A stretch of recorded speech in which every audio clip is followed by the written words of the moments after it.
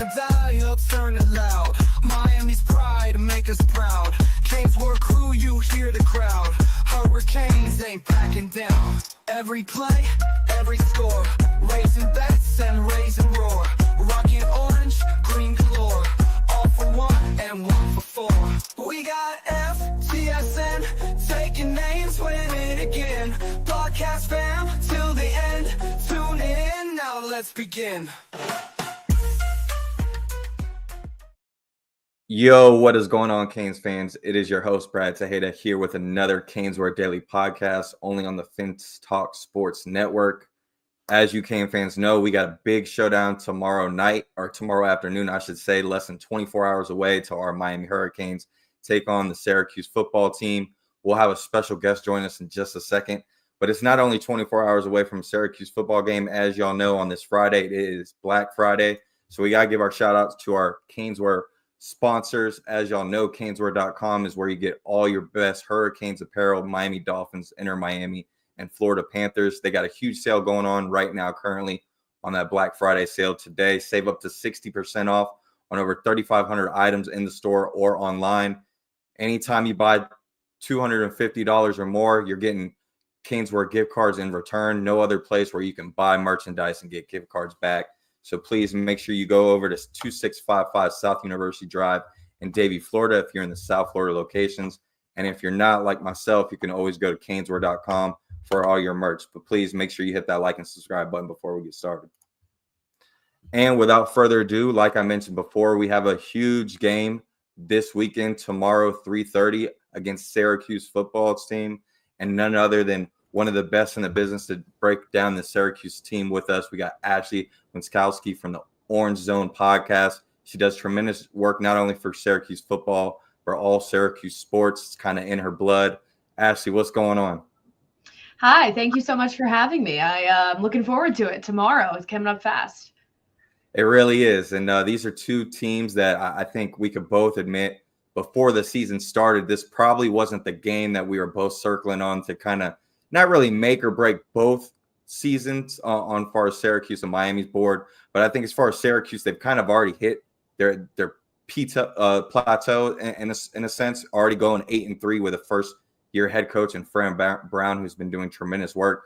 But as far as Miami's concerned, this is a make or break as far as what the main goal going into the season was, getting a guy like Cam Ward at quarterback in the offseason. It was ACC championship or bust for this team. And we're right here, 3:30. We're just less than 24 hours away to see if Miami can get this goal. But, you know, right off the bat with Syracuse, this is a team that you've covered, not only you, but, I mean, your parents gone to Syracuse as well, you as well also. Just talk about the love and the passion that you have for Syracuse before we even dive into this team, and kind of just any historical and, facts. I know, with your podcast, this has probably been the biggest quarterback showdown in the Dome since Donovan McNabb, Michael Vick. But give us some other historical things as far as Syracuse football.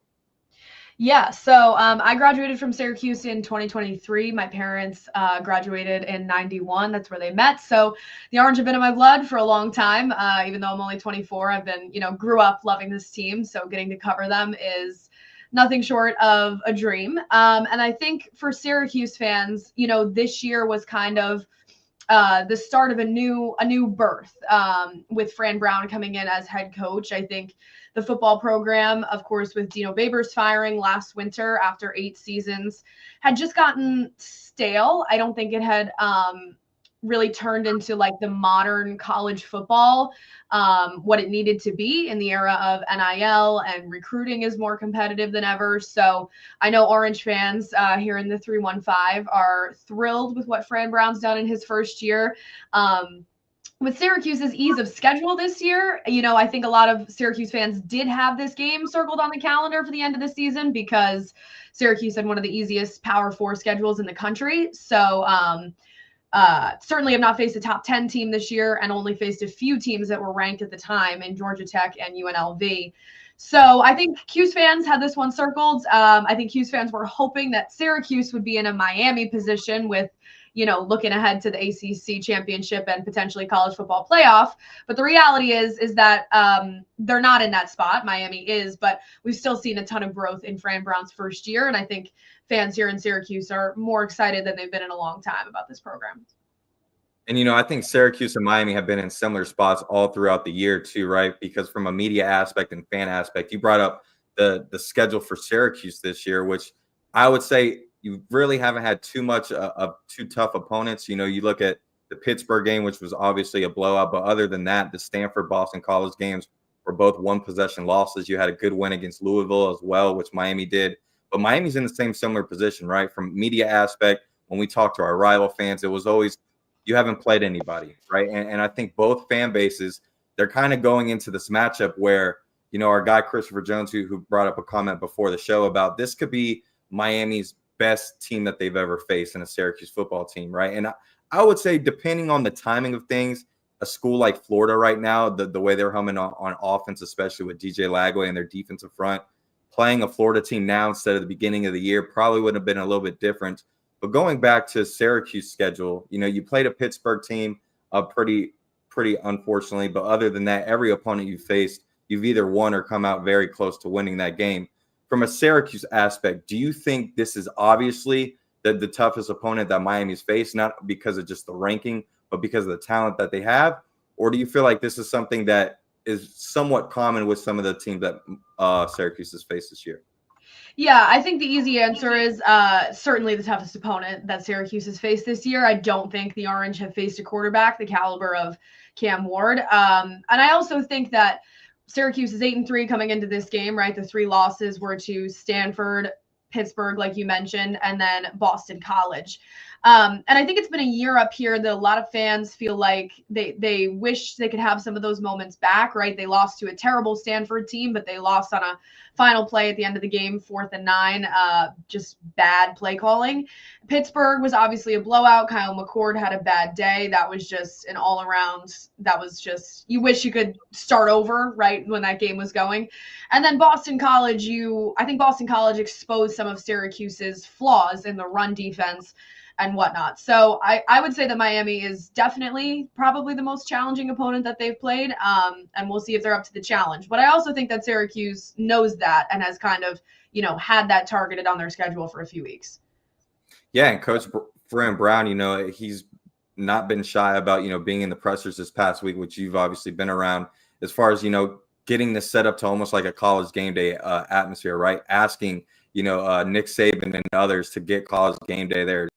I just think the overall matchup between the two, a guy like Kyle McCord, who we'll get to in a minute, it seems like there have been questions about is he overlooking this game, already looking into possibly not playing in the bowl game and just going straight to the Senior Bowl with, the type of caliber season that he's had this year, very similar to Cam Ward. But, Ward, McCord, that is, 2 names that it's nearly impossible to bring up without talking about this matchup.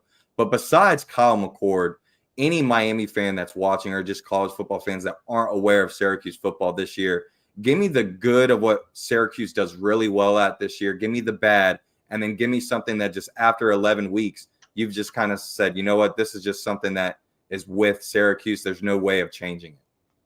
Yeah, so the good I would refer to, if you're going to watch some highlights of Syracuse games and whatnot, the good I would say, look at a Georgia Tech, look at a UNLV, even though they took them to overtime.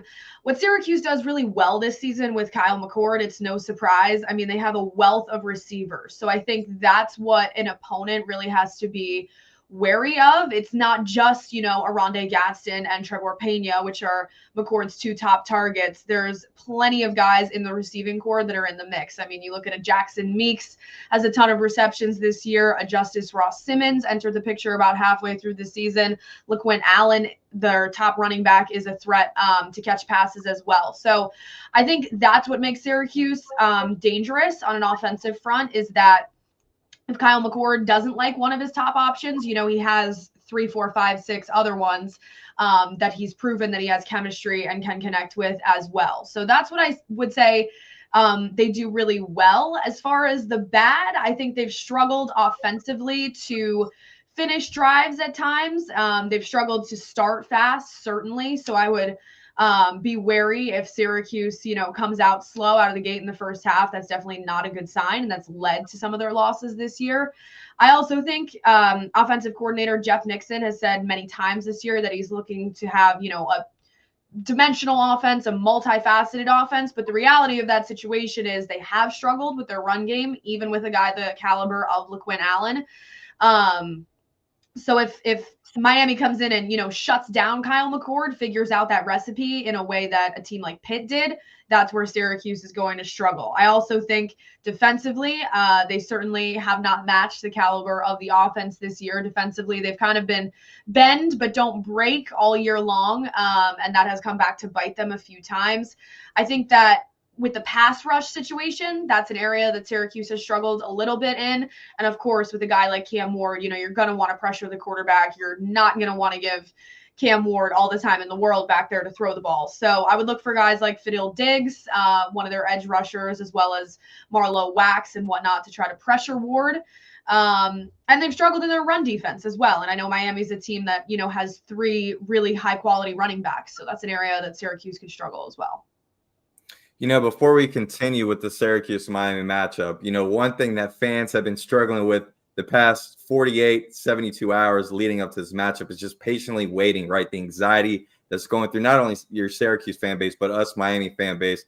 This was something that we've been waiting on, for years, going back to 2017, where we're in a similar situation where we were undefeated at one point, got our 10-win season mark. We're undefeated at home, but obviously Miami fans know how that season ended with a 3-game losing streak, not only making it to the ACC championship, but getting obliterated by Clemson and then losing in our bowl game.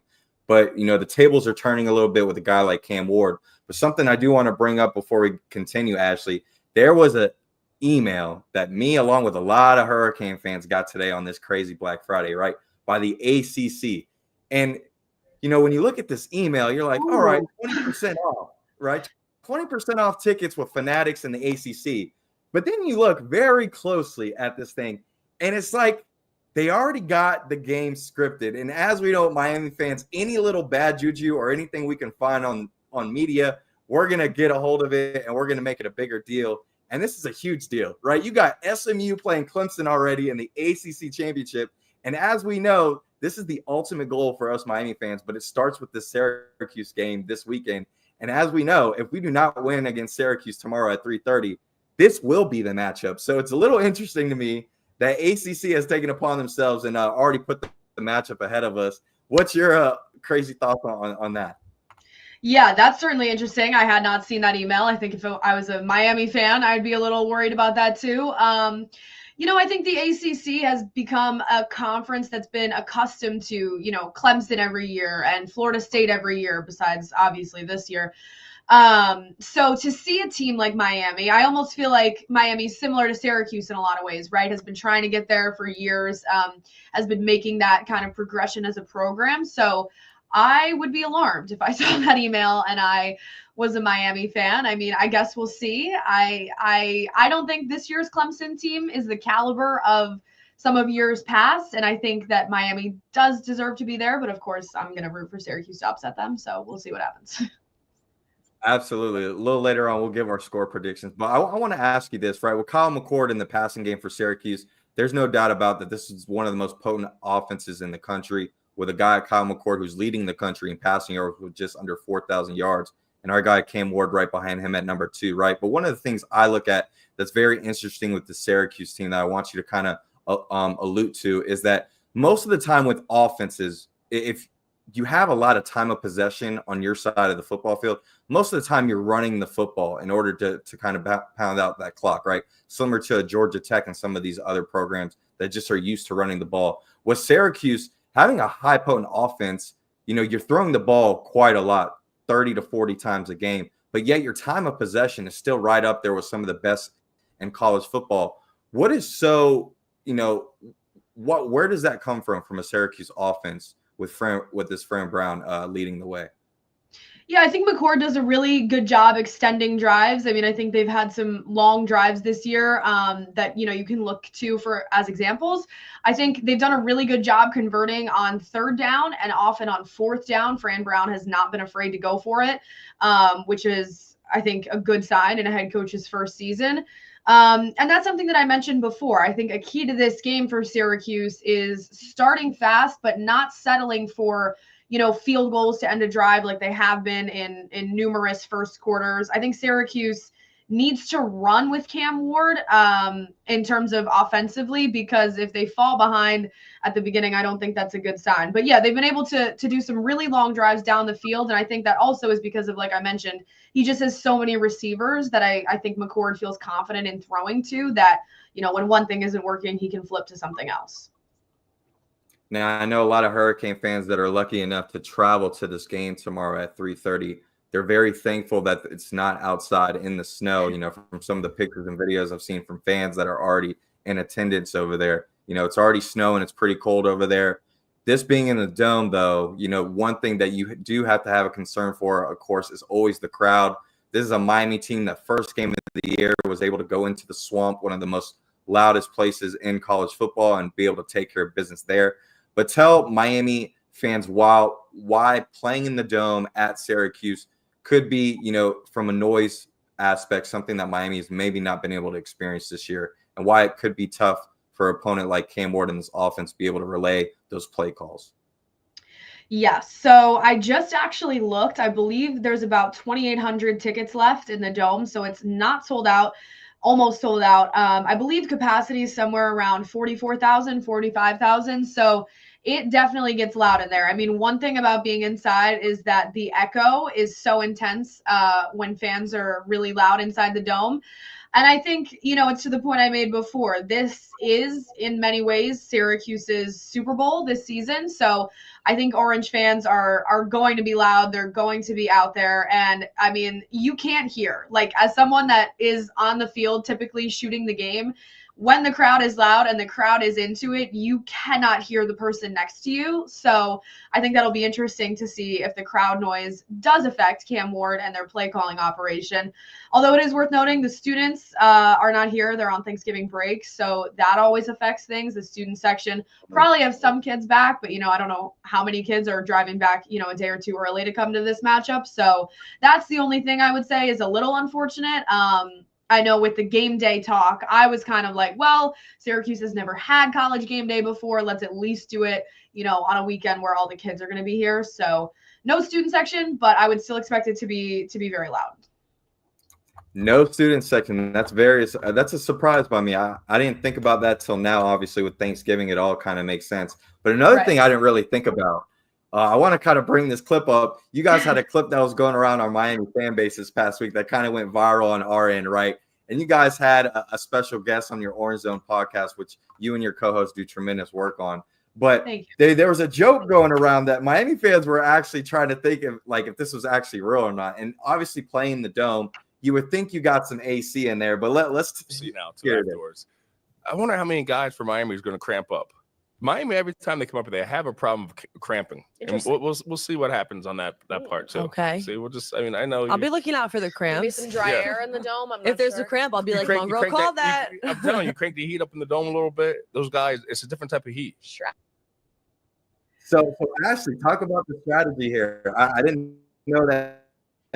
Is that something that actually happens, or is that something that is uncommon? Is there AC in this dome? Is there ways to crank up the heat? Because obviously with Miami fans and this South Florida team, like, we're used to playing the heat, right? That's usually a factor that happens with us to benefit us. But I mean, talk about maybe, I know there's times where you're in your car, 4-door car, and it gets a little cold outside, and right off the bat, after about 5 minutes, you get cranking up to 80 degrees and you're ready to take off everything, no matter how cold it is outside. Is that something that Miami fans and this team need to worry about going into this game?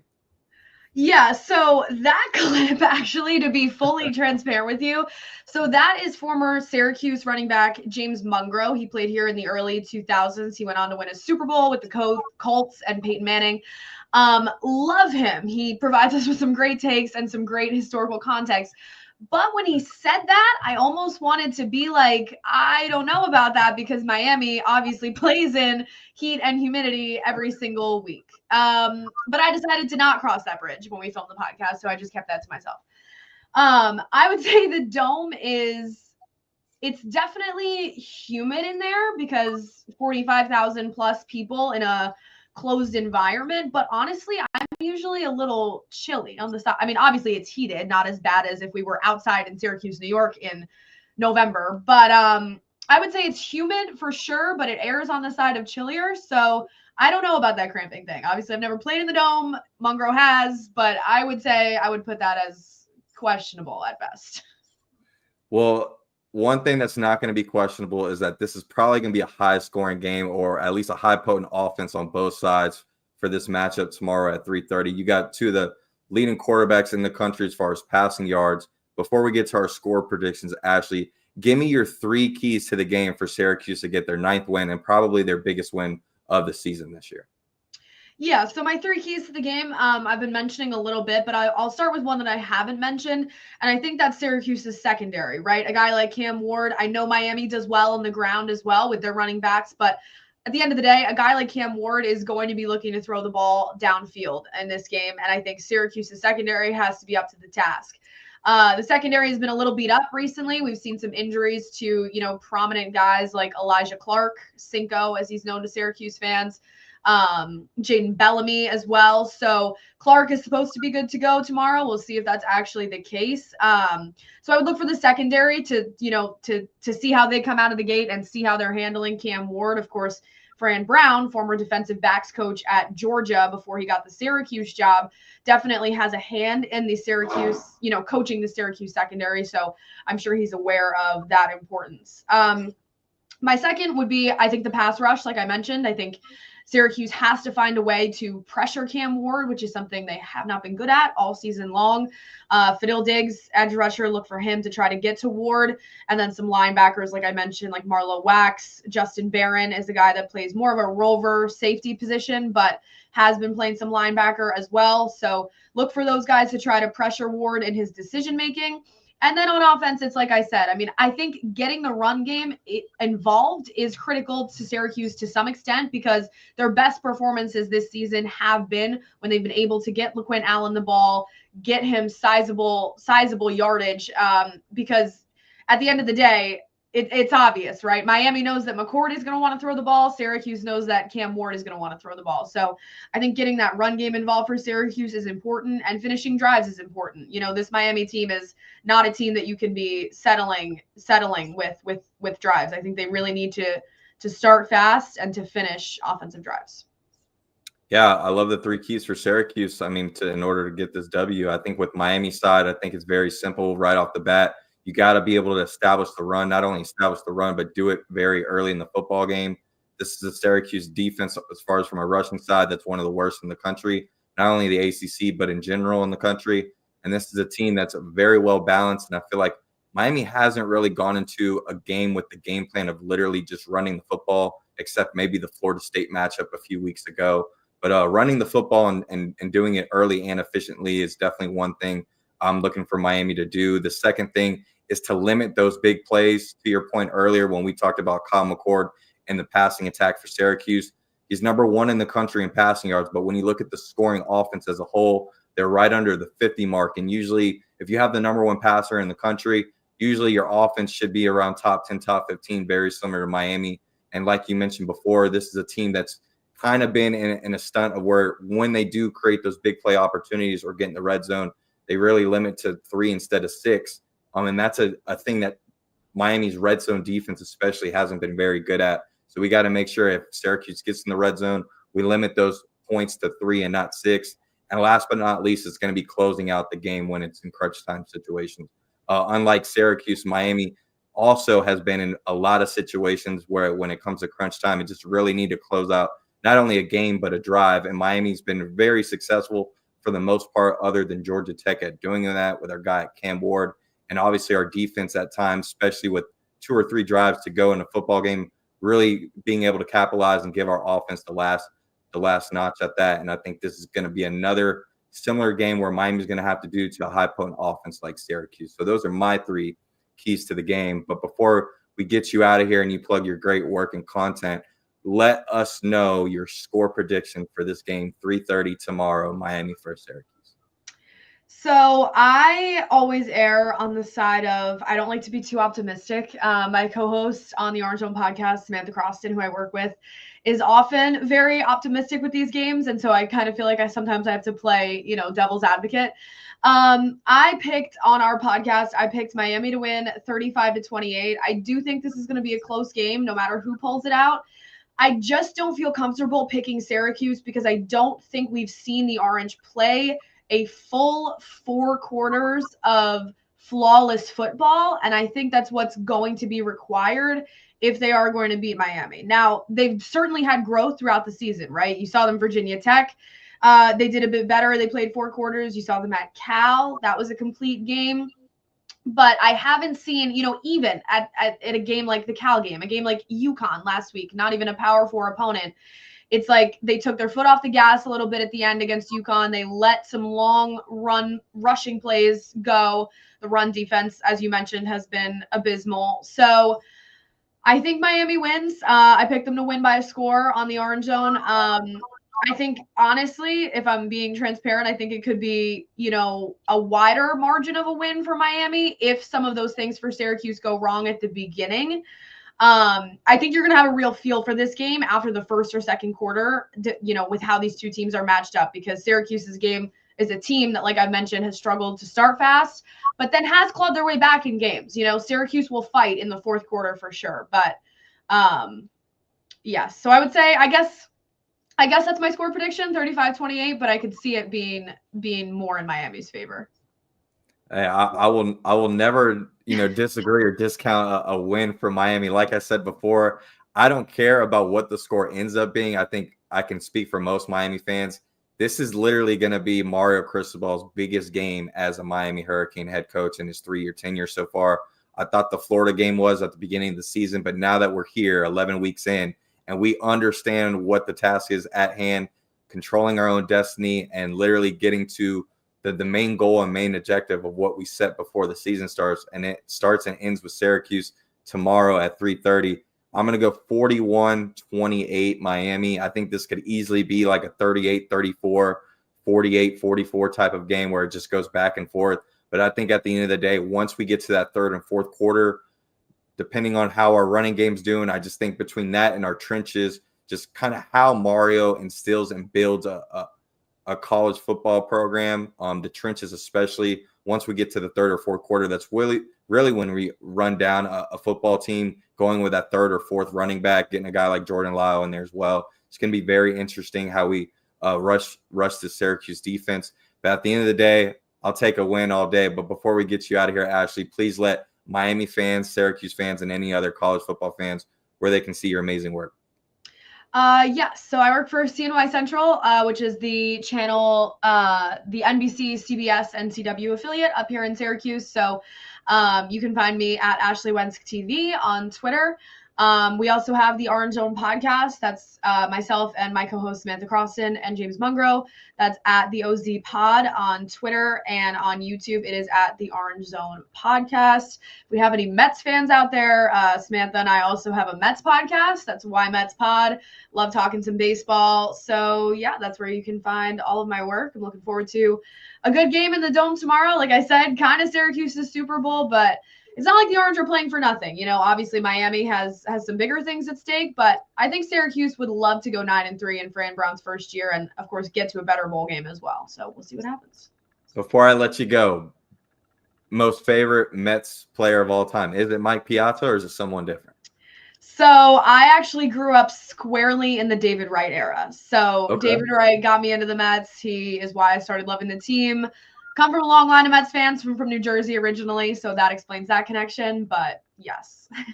David Wright. Okay. Hey, there's nothing wrong with that. He was a beast for a while over there in the New York Mets. Yeah. But thank you again, Ashley, for joining us. Like I said, make sure you go check out the Orange Zone podcast. She does great stuff over there. But this is Brad Tejeda, Canesville Daily Podcast. Make sure y'all hit that like and subscribe button.